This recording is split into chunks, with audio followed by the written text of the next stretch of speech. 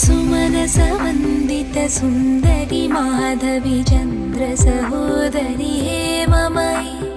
मुनिगणमण्डित मोक्षप्रदायिनि मञ्जुळभाषिणि वेदनुते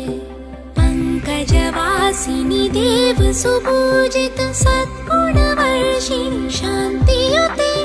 जय जय हे मधुसूदन कामिनि आदिलक्ष्मि सदा पालय माम्।